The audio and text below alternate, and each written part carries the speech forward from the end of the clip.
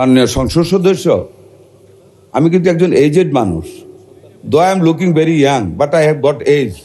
মাননীয় সংসদ সদস্য সেন্সিটিভ শব্দটা ইউজ করেছেন কি কারণে আমি বুঝতে পারিনি।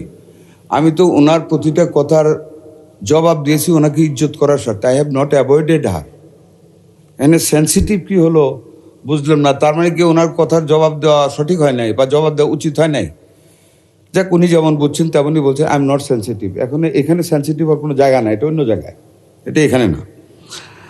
আর সন্তানের পিতা আমরা সবাই আল্লাহর রহমতে, কাজে আমাদের দরদ আছে। সন্তান মারা গেলে পিতার কাঁধে যে এটার ভার কত বেশি এটাও কিন্তু জানি।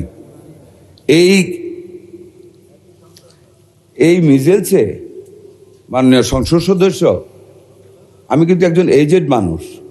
দো I am looking very young, but I have got age. Don't get nervous, I am fit. মাননীয় স্পিকার, আমি মিজেলসের ওয়ার্ড কিন্তু ভিজিট করেছি despite of my health risk, এবং I cried in Mohakhali infectious disease hospital after the first death of a child due to the lack of intensive care unit at that infectious disease clinic. I cried, but I think you have not visited a ward of measles patients. কাজে আমি কিন্তু বুঝি আমার সন্তানেরা হাম হয়েছিল। I have that অ্যাগুইনেস। সুতরাং এটা বলেন না দয়া করে।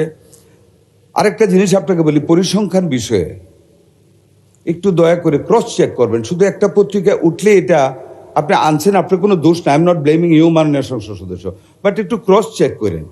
এই গভর্নমেন্ট আমরা কিন্তু we are committed to the welfare of the people.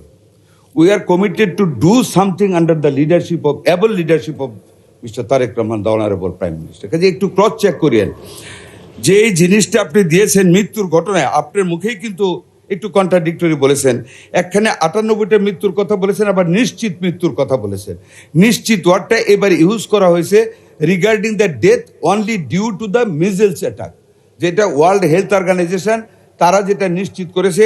আমাদের 41 জন রোগী আমাদের এই পর্যন্ত ওয়ার্ল্ড হেলথ অর্গানাইজেশনের এবং ইউনিসেফের যৌথ সমীক্ষায় ডিউ টু মিজেলস মারা গেছে মাননীয়